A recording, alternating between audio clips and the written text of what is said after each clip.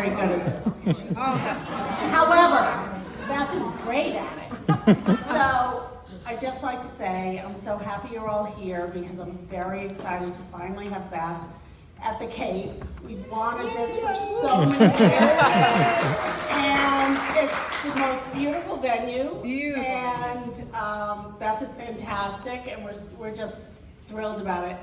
And Beth is mainly going to be singing from your new album, Oh, right? I'll be doing some old favorites. Of course, yes, everything you know, but if you haven't listened to Crazy Town, the painting is by my brother-in-law who's here, right there.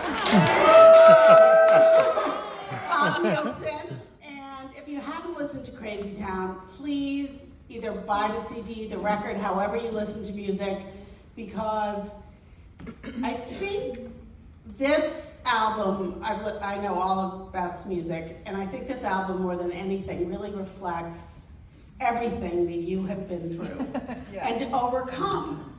And for me, I relate to so many of these songs dealing with politics, dealing with aging parents, dealing with the tragic losses that you have experienced in your life. And I think many of us have, and especially in the last 3 years during COVID, Beth especially, and I'm sure she'll talk more about that. But I think every single song resonated so strongly with me. There wasn't one thing that didn't, but in the end, they're all so hopeful. Oh, yeah. And I want a piece of that. I don't think I'm always so hopeful. So what I'd like to know, and then open it up to whatever questions people have, is what your process is and how you manage with so many tragedies to create incredible art. All right. Thank you so much. First of all, I've been a fan of this woman for a very long time. I love the Hedonist. I'm like, oh, it's so cool. And when you said you wanted to do this little reception, I was super excited. So thank you guys for all being here. I think I'm kind of partly delusional and definitely naive and also just belligerent. Probably the combination of those three things. But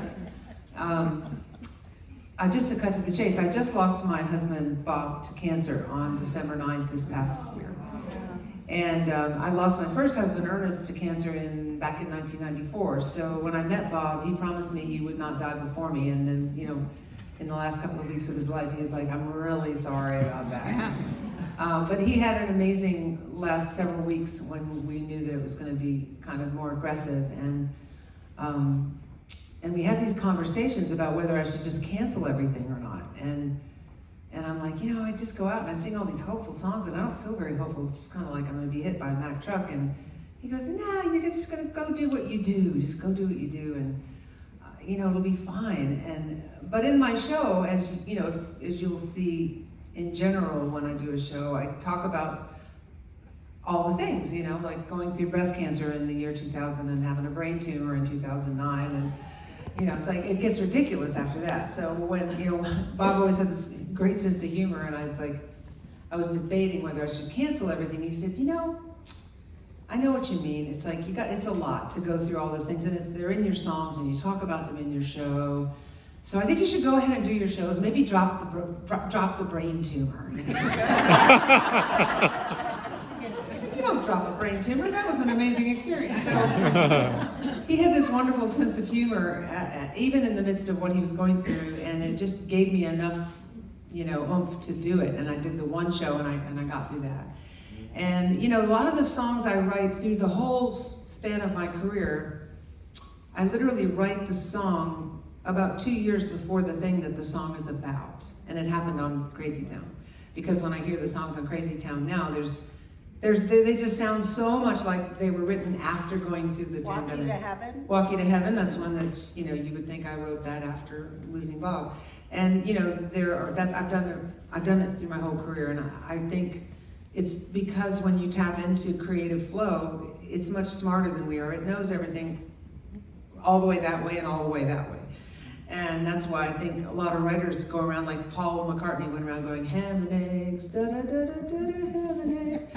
because there's there's information in the vowel sounds, and yesterday is sort of the same vowel sound. So I've had so many songs come through me where I hear the sound of the line before I know what the line is, and then I write the song before I know why I wrote the song, and then I find out 6 months later when the thing happens to me that the song is about, I'm going, I know, I must have written that song for me to sing to me. So it's kind of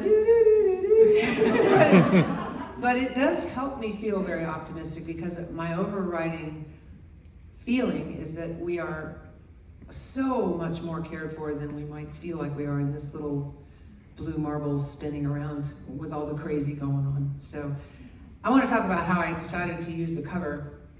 So I was beating myself up about what am I going to do. I didn't want to have another picture of me because I'm not going in the right direction.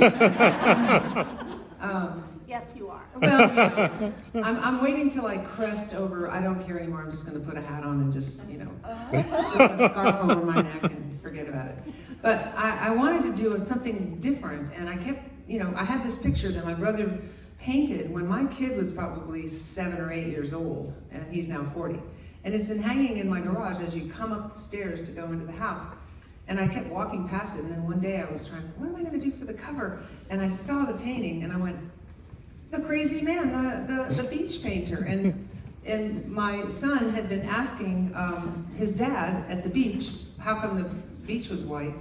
And without skipping a beat, his dad said, well, it's the dude that gets up at 3 o'clock in the morning and goes out, he paints the beach every night, otherwise it would be brown. And I remember, you were either with us at the beach or I told you about it, and then he did this incredible painting. And, of course, ruined the rest of the beach vacation because my son was looking outside at 3 o'clock in the morning trying to catch the beach. And it's probably no accident that he looks a little like Santa Claus. Anyway, I'm now dragging on to tomorrow, so. Next question. Next question is, I'd love to open it up. We just have a minute. Okay. Oh my Who God. has a question? My friend Kiona has a story about your songwriting. May she tell it? If it's 1 minute long. Yeah, very quickly. Do you need this? Can you project it? Thank you.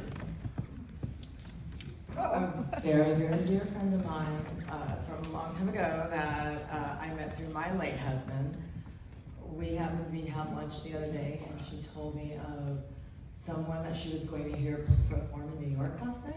Mm-hmm. And then she said, remember my sister Annie Roloff? I said, yeah, I Oh, love that's sorry. Annie. Okay. And I learned that, well, I said, oh my gosh, I'm going to see tomorrow night in Old Saybrook. And it's kind of a cool story. So one of my favorite songs still, This Kiss, This Kiss. Oh, yeah. So anyway, that's my story. I'm very lucky to be sitting right in front of you. Anybody else? Are we done, Robin? Oh, we could have one more. Okay. We started 5 minutes late, so that's the problem. I'm okay going 5 more minutes. I'm okay. Hi, Suzanne. Oh, there's Suzanne.